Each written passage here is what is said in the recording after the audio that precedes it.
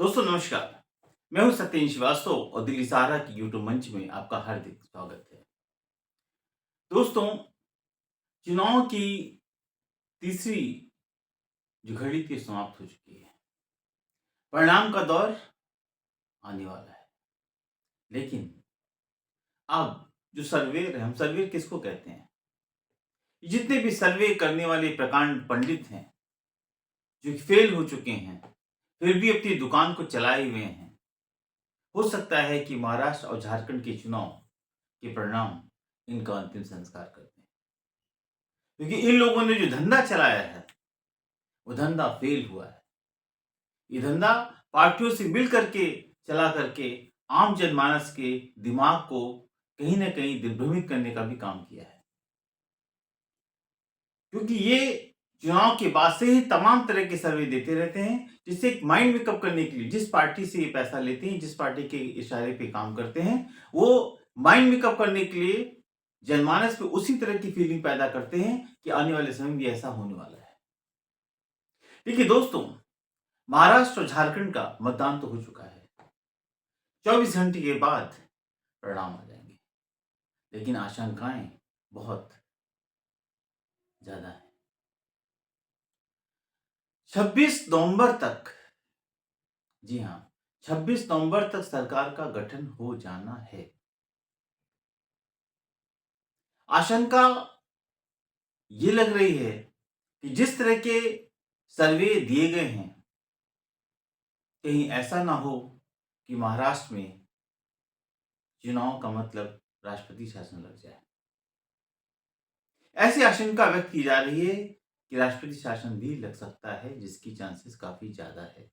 जिस तरह के रिजल्ट आने की संभावना है, गन्ने टू फाइट हो रही है। वहीं दूसरी तरफ एक नया बवाल खड़ा हो गया है। जिस व्यक्ति के खिलाफ नेता प्रतिपक्ष राहुल गांधी लगातार बात उठा रहे थे और जिसका समर्थन लगातार भारतीय जनता पार्टी पर्दे के पीछे से कर रही थी, यहां तक कि उनका नाम महाराष्ट्र की सरकार को गिराने में काफी ख्यातिपूर्वक आया। जी हाँ, गौतम अडानी, उनके लिए एक बहुत बुरी खबर है।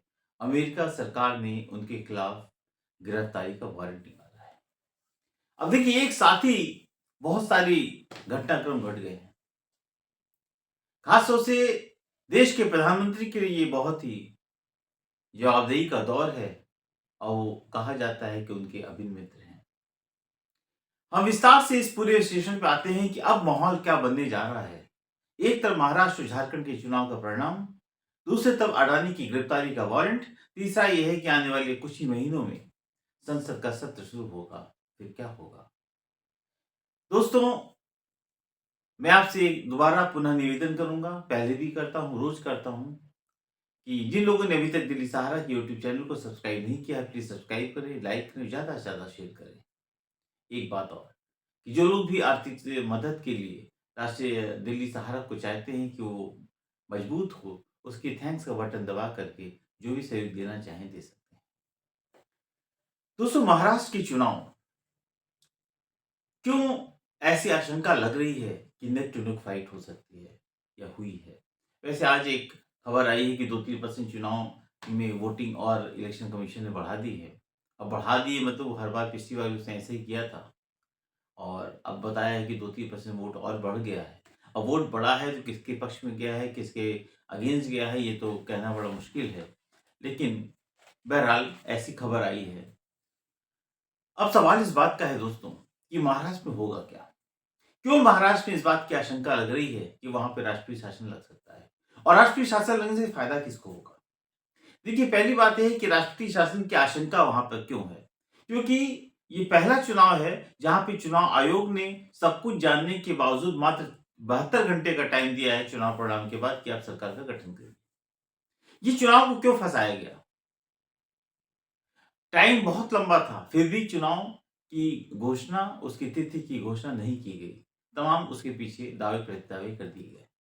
अब ऐसे चौराहे पे खड़ा है ये चुनाव कि जहां पे बहुत ज्यादा कुछ सोचने का वक्त नहीं रहेगा। अगर स्पष्ट बहुमत किसी सरकार के पास आता है तो निश्चित रूप से वो सरकार का गठन किसी न किसी तरह कर ले, जबकि वो भी नहीं करते 10-10 दिन बाद। हरियाणा और आपने देखा है कि वहाँ पे मुख्यमंत्री ने शपथ ली है 10 दिन बाद। तो सवाल इस बात का है कि वो भी अगर टाइम रहता है, फिर भी पॉलिटिकल पार्टीज़ तमाम तरह के चीज़ों के कन्फर्म करके, चीज़ों को डिस्कशन करके, नेता चुन करके अपना काम करती हैं। लेकिन महाराष्ट्र में किसी चीज़ का वक़्त नहीं है। और महाराष्ट्र जो आरएसएस का गढ़ है, भारतीय जनता पार्टी भी किसी कीमत पे उसको खोना नहीं चाहती। लेकिन अगर कोई भी ऐसी क्राइसिस होती है जिसके कारण महाराष्ट्र में राष्ट्रपति शासन लगता है, तो इसका पूरा नुकसान महाविकास आघाड़ी को होगा। इसका नुकसान होगा, फायदे की कोई उम्मीद ना करें।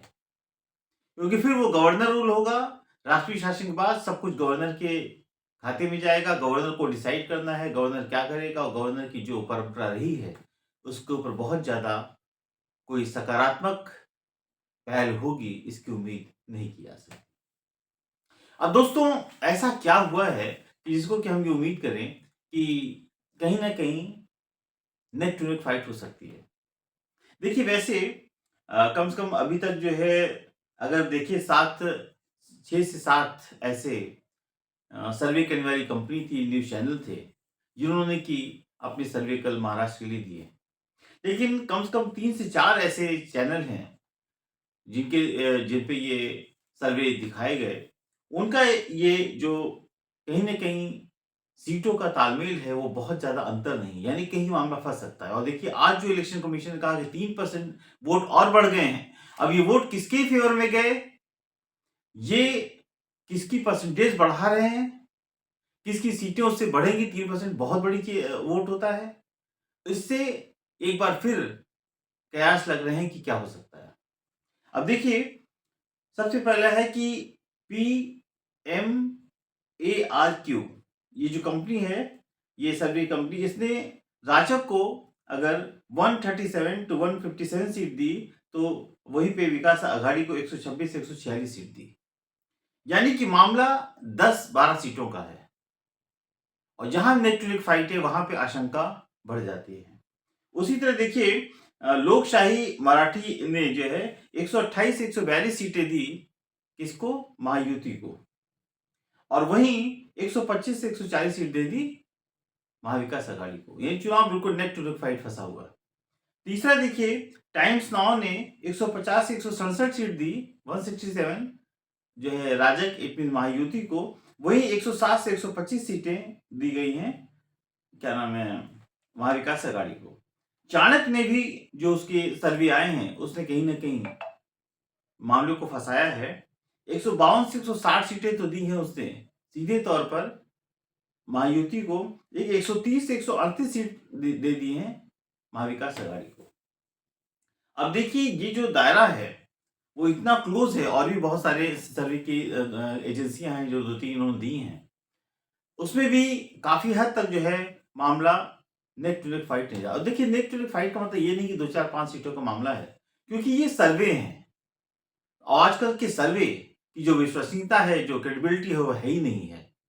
ये तो एक टाइम पास हो गया है, और टाइम पास बना के एक टीवी चैनल चलते रहे, उनकी टीआरपी बढ़ती रहे, इसका एक जबरदस्त नाटक और ड्रामा चल रहा है। लेकिन अब लगता है कि आने वाले वक्त में इसका अंत होगा, क्योंकि जो दुकान चल रही टीवी चैनल की, इससे सिर्फ लोगों को दिग्भ्रमित किया है, लोगों को बेवकूफ बनाया है, लोगों का टाइम बर्बाद किया है, और अपनी जो टीआरपी बढ़ाते रहे। सॉरी। ऐसे में जो वक्त है, वो लोगों को समझ में आ गया है कि ये टाइम पास सर्वे रिपोर्ट देखने का कोई फायदा नहीं। चिल्लाते 6 दिन पहले से हैं, जिससे कि 8 घंटे 10 घंटे लोग देखते रहें, दूसरे नहीं देखते, उस पर डिस्कशन करते हैं, अपनी टीआरपी बढ़ाने की कोई खबर नहीं होती है। सारे आजकल जो सर्वे देखिए, सर्वे जो पहले होते थे, तो सर्वे का मतलब क्या था? सीएसडीएस पहले सर्वे कराता, तो सर्वे का मतलब है कि लोगों का ओपिनियन क्या होता था, वो इलेक्शन की सीट का नहीं होता था। अब क्या है कि सारा सब कुछ हो गया है कि कितनी सीटें मिलेंगी, कितने बस कौन जानता है। घर के अंदर बैठ के टेलीफोन से सारे आप जो है डेटा इकट्ठा करते हैं और दे देते हैं हिंदुस्तान की जनता को, देखो ऐसा होने जा रहा है। 90% सर्वे गलत साबित होते हैं। अब की बार 400 पार।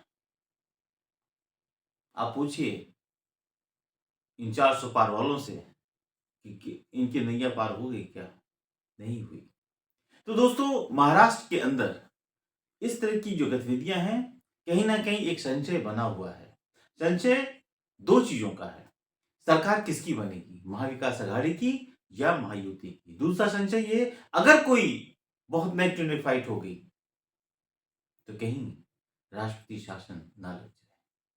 यह आशंका काफी गहरा चुकी है। दोस्तों, इन आशंकाओं के बीच में 24 घंटे की बात है, परिणाम सामने आ जाएंगे। एक बहुत बड़ी खबर और है, सड़क से लेकर संसद तक जिस व्यक्ति के खिलाफ पूर्व कांग्रेस प्रेसिडेंट और एलओपी राहुल गांधी ने एक जिहाद छेड़ रखा था कि ये व्यक्ति प्रधानमंत्री से मिलकर के अपने धंधे को चमका रहा है और हिंदुस्तान का नाम खराब कर रहा है। देखिए, हिंदुस्तान की सरकार ने हमेशा, हिंदू खासतौर भारतीय जनता पार्टी के लोगों ने हमेशा राहुल गांधी को डिसलाइक किया, नकारात्मक आंसर देकर के उनको किनारे किया, उनको कभी इस बात को सच नहीं माना। लेकिन दोस्तों, एक ना एक दिन ऐसा होता है कि जब कुछ तार खुल के आते हैं बाहर। अब देखिए, अडानी ग्रुप के चेयरमैन गौतम अडानी के खिलाफ और उनके भतीजे से 7 लोगों के खिलाफ अमेरिका की कोर्ट ने अरबों रुपए के धोखाधड़ी का आरोप लगाया है या कहीं पाया है। अरबों रुपए की धोखाधड़ी का, जिस चीज की बुनियाद राहुल गांधी बहुत पहले से कह रहे थे कि अडानी का मतलब धंधा है, उनको देश और किसी धंधे से किसी मतलब नहीं। आज हिंदुस्तान की कितनी बड़ी बदनामी हो रही है और लोगों को समझ में आ रहा है कि अडानी के खिलाफ जो बात की जा रही थी कितनी सच है। अन्य 7 लोगों के खिलाफ धोखाधड़ी का आरोप है और एफआईआर दर्ज हुई है और कोर्ट ने गिरफ्तारी का वारंट जारी कर दिया है। अब सवाल इस बात का है दोस्तों कि ऐसे में क्या हो सकता है। अडानी इंडिया के अंदर है, अमेरिका कोर्ट ने गिरफ्तारी का वारंट जारी किया है। अमेरिका जरूर चाहेगा कि भारत उनको हमें सौंप दे। अब सवाल इस बात का है कि इससे होगा क्या। अब देखिए, यहां पर जो अडानी ग्रुप की तरफ से नोट जारी किया गया, उन्होंने सीधे तौर पर, एक ऑब्वियसली होना ही था, सीधे तौर पर इनकार कर दिया। उन्होंने कहा इससे हमारी कोई संलिप्तता नहीं है, हमारा कोई लेना देना नहीं है। ये सब चीजें वो कह नहीं था, एक औपचारिकता होती, कहनी पड़ता। ये थोड़ी कहेंगे कि हाँ इसमें हम शामिल है, खबर सही है। लेकिन सबसे बड़ी बात क्या है कि भाजपा की तरफ से मौन धारण किया गया। जवाब क्या देंगे। देखिए, कांग्रेस के पूर्व अध्यक्ष राहुल गांधी ने आज प्रेस कॉन्फ्रेंस की और पीसी करके उन्होंने चेताया कि हिंदुस्तान की गवर्नमेंट को इमीडिएट गौतम अडानी को गिरफ्तार करके अमेरिका को सौंप देना चाहिए या अपनी कार्रवाई करनी चाहिए। इंडिया में करें, अमेरिका, ये दो देशों के आपस का मामला है, कहां कैसे करते हैं कानूनी कार्रवाई, इसमें हम लोग की कोई राय नहीं है। लेकिन उन्होंने एक बात और कही कि हिंदुस्तान की गवर्नमेंट यानी कि मोदी जी किसी भी कीमत पर अपने दोस्त को गिरफ्तार नहीं करेंगे, चाहे अमेरिका का कितना प्रेशर हो। उसके साथ साथ ये भी कह दिया कि अगर अडानी को गिरफ्तार करना होता या अडानी के खिलाफ कोई कार्रवाई करनी होती तो बहुत पहले हो चुकी होती। अब राहुल गांधी का जो आरोप है, उनका कहना मोदी जी जहां जहां जाते हैं उनकी एप्लीकेशन बढ़ाकर उनको धंधे की बात कराते हैं, चाहे वो केन्या हो, बहुत सारे कंट्रीज हैं जहां पे कि उनको काम दिलाने तक की बात करते हैं। तो जहां पे इतने गहरे संबंध होंगे, वहां पर आप कैसे उम्मीद कर सकते हैं कि अमेरिका के कहने पे उसको गिरफ्तार कर लिया जाएगा। देखिए, एक बात तो तय है दोस्तों, कई अरबों का ये अमेरिकन कोर्ट अगर कह रही है, और शायद 20 जनवरी को जहां तक उम्मीद जताई जा रही है, 20 या मतलब तीसरे सप्ताह में ट्रंप अमेरिकन राष्ट्रपति हिंदुस्तान आ रहे हैं। हो सकता है कि वो गणतंत्र दिवस पर मुख्य अतिथि भी हों। यद्यपि अभी इस तरह की कोई नोटिफिकेशन नहीं हुआ है। मतलब एक उम्मीद लगाई जा सकती है कि अगर 20 या 25 के बीच आना है उनको, तो हो सकता है कि गणतंत्र दिवस पर मुख्य अतिथि बन सकते हैं।